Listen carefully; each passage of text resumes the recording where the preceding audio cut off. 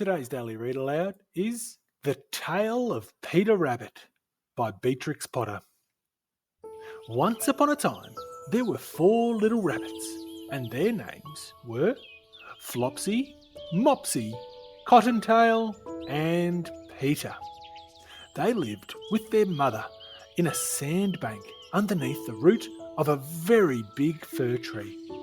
"Now, my dears," said old Mrs. Rabbit one morning, "you may go into the fields or down the lane, but don't go into Mr. McGregor's garden. Your father had an accident there.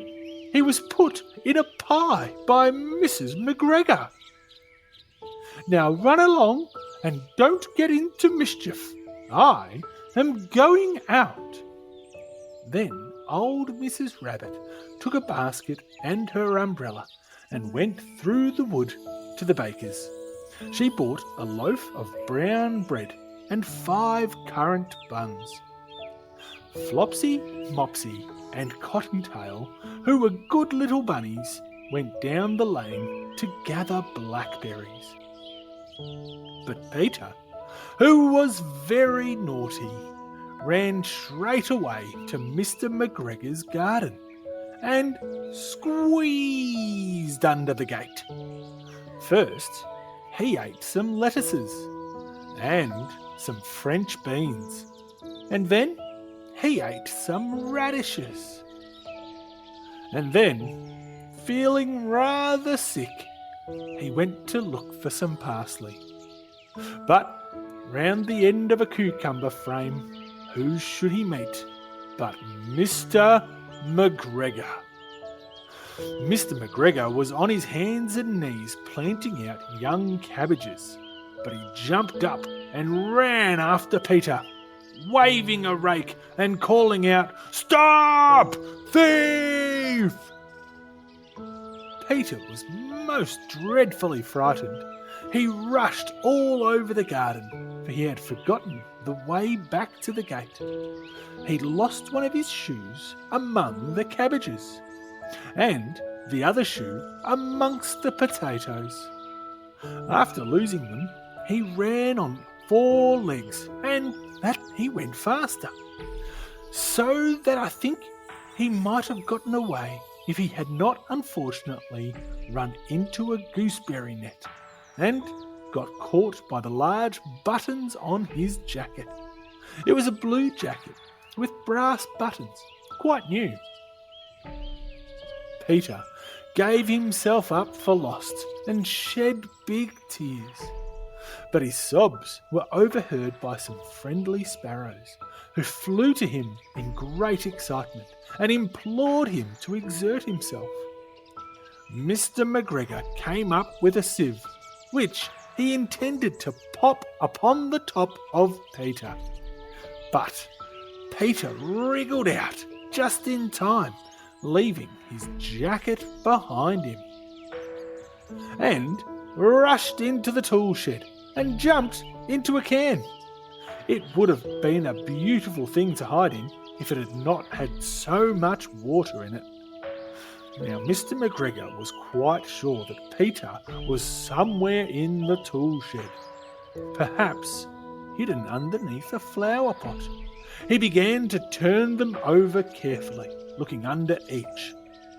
Presently, Peter sneezed. Achoo! Mr. McGregor was after him in no time and tried to put his foot upon Peter, who jumped out of a window, upsetting 3 plants. The window was far too small for Mr. McGregor, and he was tired of running after Peter. He went back to his work. Peter sat down to rest. He was out of breath and trembling with fright, and he had not the least idea which way to go. Also, he was very damp with sitting in that can. After a time, he began to wander about, going lippity, lippity, not very fast, and looking all around. He found a door in a wall, but it was locked, and there was no room for a fat little rabbit to squeeze underneath.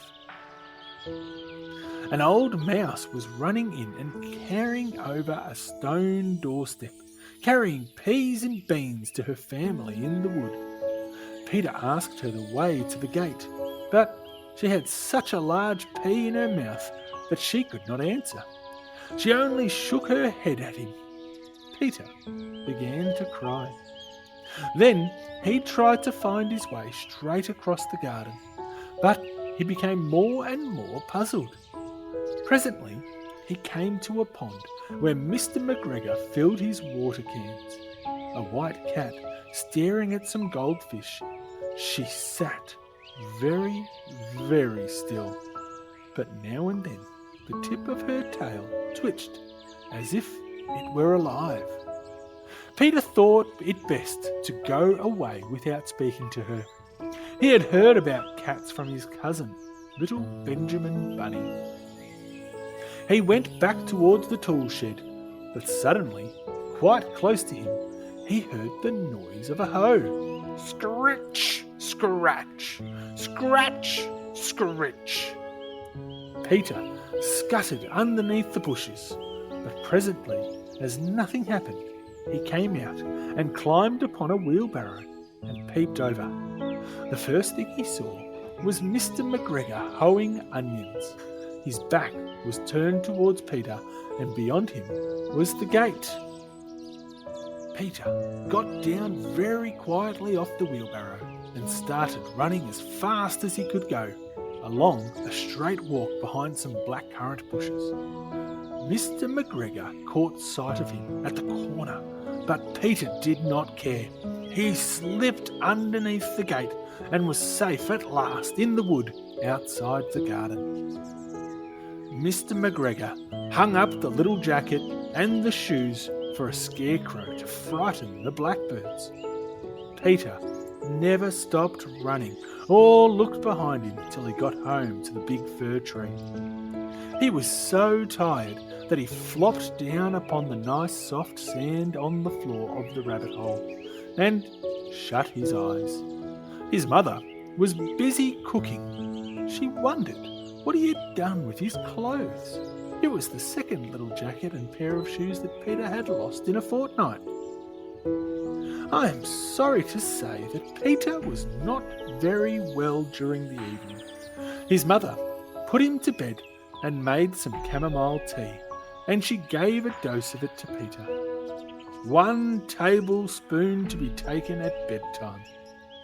But Flopsy, Mopsy and Cottontail had bread and milk and blackberries for supper.